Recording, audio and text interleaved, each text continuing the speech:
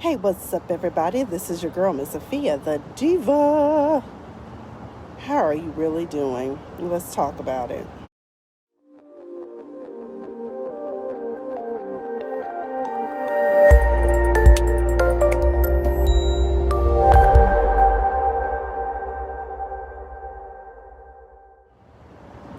So, today I was on social media and came across a video of Corey Brodus, Snoop Dogg's only daughter, baby girl, who he calls Chalk. That if you ever hear some of his music, he'll refer to her as Chalk. And she struck a chord with me, and it brought up some memories that I would like to forget at times. But it was very sad, and I said, wow, to live your life in the spotlight and to be made fun of, to have parents that are wealthy, and people think that money brings people happiness. It doesn't. We see it time and time again where people commit suicide because something within just isn't right, and they just want to get away from it. But I watched Corey's video, and she was talking about how people think just because your dad has money and you should be comfortable and happy, and she's not. Apparently, recently, once again, she attempted suicide. I remember a few years ago, I think she had tried suicide. And when she said, I thought about committing suicide at 13, I remember that too, because I too at 13 wanted to commit suicide. I was in junior high at Thomas Edison Science Academy, and every day I went to that place, and every day I was made fun of for having a gap. Now, the gap you see today is not the same gap I had in junior high. In junior high, it was much bigger. I never knew it was an issue. Because my Aunt Betty, when I was growing up in Mississippi, was like, oh my God, this gap, it was just wonderful. But then when I got to junior high, I was made fun of for having a gap. And now I laugh at my pain. There's a bit I do, for those of you who follow my comedy, when I do comedy. I guess now I'm turning into the plant lady. But, you've heard me talk about being made fun of every day. But it was more than that. I was very, quote unquote, whitewashed. The schools I had gone to, with the exception of fifth grade, were predominantly white. And almost all of my friends were white. And so, or Latino. I spoke different. Like, people still say they can hear it, but sometimes I'll be like, oh my God, my name's Sophia, like, what's your name, da-da-da, and that's how I talked, and because that was my vernacular, and that's how I talked because of who I hung out with. I used to get made fun of for that, teacher's pet, I was bullied, people wanted to fight me for no reason. To this day, I will never forget, I think I was in the 7th grade, I was in 7th grade, because it was this chick that had a beef with me from the very beginning of me meeting her, and they tried to set me up to get beat up on the blacktop because these kids just didn't like me. They called me rich girl. I don't know where they got that ideal from, because we were struggling then too. So people have this perception, but I remember, and things weren't that great at home. It just wasn't. Those of you who know my full story know my parents at times, they had like no,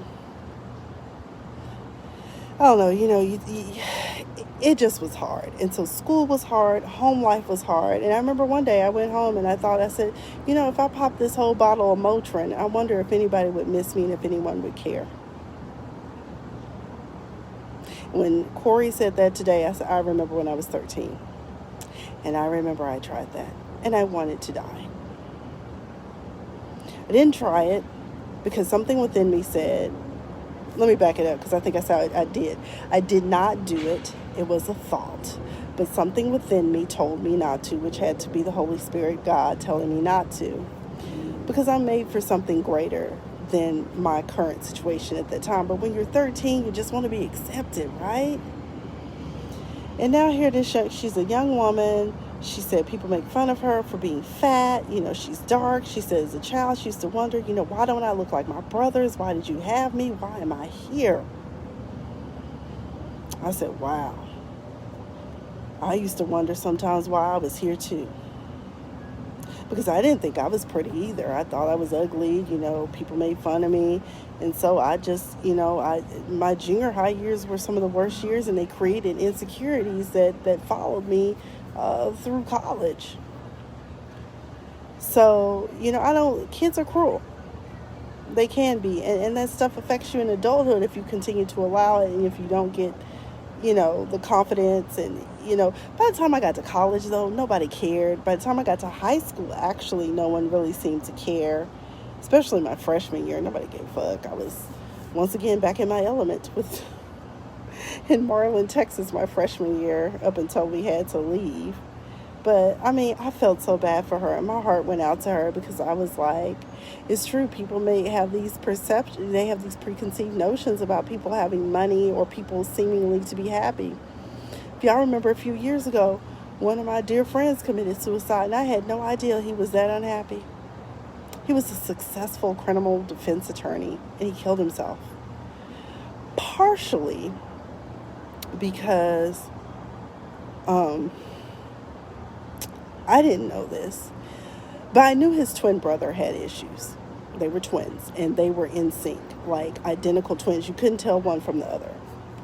His brother committed suicide, and in 5 years to the day that his brother committed suicide, my friend took his life too. I had no idea. And he was successful. Came from a wealthy family, had all the comforts you could think of, and was still so unhappy he took his life. Partially because he missed his brother, probably. I don't know. But we live in a world right now where people have truly become lovers of themselves. We see it all the time. You know, everybody wants to, you know, everybody wants to have, you know, I always laugh at this one. Fresh face, who's this? And I'm like, that is not a fresh face. That is a filter. Why are you hiding behind a filter? We see you. We know that's a filter. We're not, well, at least I'm not that programmed into this cyber user thing where I can't tell that that's not a fresh face. People are obsessed with makeup and hair, and you know, they willing to damn near die on the surgeon's table in some foreign country to get a bigger butt, bigger breasts, lipo, because they don't want to do the work to work out. And it's all because people are out here seeking validation from people who don't even fucking pay their bills, from people they don't even know. It's sad. You know, people don't take care of their mental health because they're too busy chasing the validation of the world because they haven't accepted themselves for who they are. So I just wanted to hop on here real quick because it is mental health awareness. I do ask people, how are you really doing? Because I really do mean it. Because I do care, I am concerned. Just naturally, I am concerned.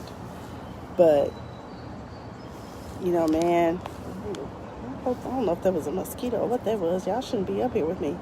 But, you know, it's just really sad because people have set these standards. And everybody thinks that they got to look like a celebrity. And to this day, I have yet to understand how people are so obsessed with people like the Kardashians. Like, what are they really doing for you? Be you. Do you. Stop seeking acceptance and stop worrying about what people think about you. If they ain't paying your bills, if they not writing your paycheck, if they not helping you, fuck them. Hey, Dawn. I am quite well. I am at peace right now. I'm stressed the fuck out at work, but I'm in my happy place. I'm surrounded by all my foliage. And I just got through playing in dirt. I redid my planter that hangs over the banister with some new marigolds I got that are way more colorful than the ones I had. Plus the other ones died. I found out what I was doing wrong. They say you're not supposed to plant marigolds together. I was like, I don't care. This is a good display. But I'm fine. I'm fine. I'm just stressed out at work. And so I come here on the balcony from time to time to just get away from my desk. Because it's right there. But anyways, people, we need to learn how to love ourselves. Sometimes I think the bottom line is this. You got to have something to believe in. I get it. Not everybody wants to be Christian. People are suffering from church hurt out here. But you got to find something to believe in. Be it Buddha, the universe, chakras. I mean, I don't know. I'm just saying. You got to find something to believe in. But you also got to be willing to do the work for your mental health. Because allowing someone to define who you are when that is not really who you are, you're practically choking and killing yourself already. You know, like we say, comparison is the robber of happiness. Lord, here come my crazy ass cousin. Guns make you happy, Chauncey? Is that your happiness?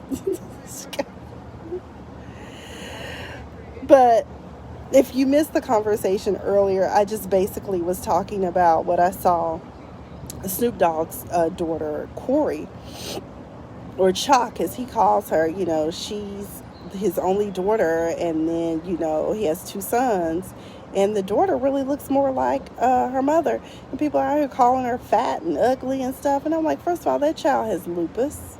She is not ugly. Baby, she got skin I wish I had. Have you seen her skin? It is smooth and chocolatey like velvet. Oh,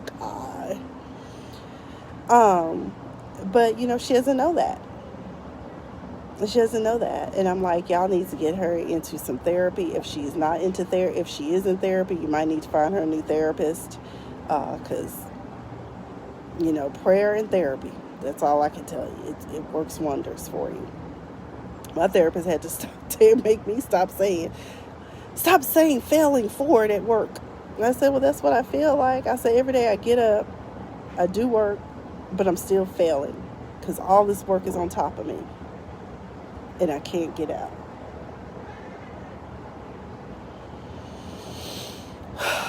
But anyways, y'all take care of your mental health.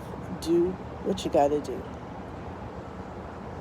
Now, don't do like some of these people told this one girl that was talking about how she was unhappy on her job. Just quit. I'm like, what the fuck she gonna quit to? Unless you got some fuck it money, don't quit your job.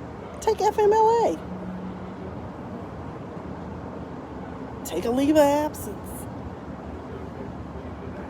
But do something. Shit. Because it's crazy out here. It is. But overall, let's learn to love each other. Let's learn to embrace each other. Let's learn to be sincere. Let's stop being selfish. If anything, this pandemic should have taught you is that no man is an island. No woman is an island. You can't do this by yourself. We all need somebody. Because, I mean, the world just isn't designed for you to be by yourself. I'm doing me. I'm going to do it by myself. You just can't. Hey, Hope. You know, learn to embrace one another. Pay compliments. And people who pay compliments and the receivers of the compliments, don't say, oh, this is not, oh, I did. Just say thank you and keep it pushing. Just say thank you. Because maybe you didn't think it was that great, but somebody else thought it was great. I see people all the time in certain things. I'm like, wow, she coordinated that outfit really great. I wish I had that outfit. That's really cute. But maybe they didn't think anything of it. But I did. I'll never forget one time I was in Arkansas in the airport. I had a job interview. Yeah, I had a job interview in Arkansas. And I this lady had on this fabulous black and white polka dot dress, and the way she had styled it was just, I said, oh my God, I just love your look. And the look on her face was of shock and surprise, and she was just happy to hear that. So be kind, say nice things. Let's see what my cousins say. My therapist told me to never come back. I'm the scariest person he has ever met. I told him to quit asking questions he didn't want answers to. Oh, Chauncey, we must exchange phone numbers, and you will have to talk to your beloved cousin. You can talk to me. I'm sure, I'm pretty sure I can gauge your dark thoughts. So, anyway, y'all, I just, my heart went out to her, because I was like, my God, people always assume your daddy Snoop Dogg, you rich. Or they assume that they see you as being what you may or may not be. Outside looking fierce, but dying on the inside. And nobody knows. Or you don't look the way people think the societal norms of beauty should be, and they make fun of you, they talk about you, but they don't know your situation. Fuck them. That's what I say. Hey, Rachel. Girl, this was the mental health check-in, 1. 2, it was inspired by watching Snoop Dogg's daughter get on live and talk about how at age 13, because people have been making fun of her, and this has been ongoing, people have been making fun of her for so long. She said she remembers even at 13 she had thought about committing suicide, and that struck a chord with me, because I remember at 13 I too had that same thought. Home life wasn't the best. School was fucked up and dysfunctional. And I felt lost. And the only thing that kept me from doing that at 13 was, and this is probably my first time really sharing this publicly, because the only person that really knows is my therapist. Yeah, 13, I said, I wonder if I would just pop this whole bottle of Motrin and die. Would anyone care? Would I be missed? Yeah. But now, honey, you can't tell me nothing. I don't give a fuck what anybody thinks about me. Okay, I do kind of care what my managers think, because I need that money coming in, okay, until I can get to the next job. But, yeah, people need to really stop and think. People also need to teach their children how to be nice to one another. Life ain't fair, but kids shouldn't have to go to school every day and be tortured and terrorized by other kids for their own insecurities. But I will tell you this much: those kids that did some stuff to me in junior high, I guarantee some of them are not living their best lives. I saw one of them. Hey, Rachel, I'm glad I didn't either. God spoke to me, and I didn't do it. And I love you too, sis. And I hope and pray that you are doing better. I do. And if you not, in the name of Jesus, you going to be doing better and better and better. You're going to get to feeling better. Who cares what the doctor says? I don't believe it. We don't receive it. We bind and rebuke. Okay, we're going to do what we're supposed to do. But we also going to operate in faith. Amen. But yeah, that's all. I just want to talk about that, because I burst into tears damn near. I was like, God damn. And then I was talking to a couple of my friends about it too. Come to find out we all in the same damn boat. I said, God damn. All that shit happened to us, being made fun of most of your life, and didn't even, really, mine was just junior high. Like I said, nobody bothered me in elementary, and then by the time I got to high school, nobody gave a damn. College, but them 2 years, and to this day, I will always love her for this. My friend Misty Stewart, aka Misty Ruffin, my soror now. She was my personal bodyguard. She was a little chihuahua. Here I am, big as a tree. And I know Misty. Put it this way, I'm 5'11" now. Misty grew up to be 5'2". Okay, so she was protecting me. So, because I was very timid, easily intimidated. I was really more so scared about what was going to happen at home if I got into it. But anyway, Chauncey said, I just quit my job today to protect my mental health. What? But you a vet, so you got a check coming in. Can I hold $20, cousin? I need $20. Buy some more Dogecoin. But anyways, y'all, take care of your mental health. Please be kind. And when you think about somebody, give them a call. You never know why you're being urged to call somebody. Give them a call, send them a text message. Let them know you're thinking about them. Okay? Anyway, I'm doing great, and I hope you are too. Y'all take care. Pray for me, and I will pray for you. I'm Miss Sophia the Diva.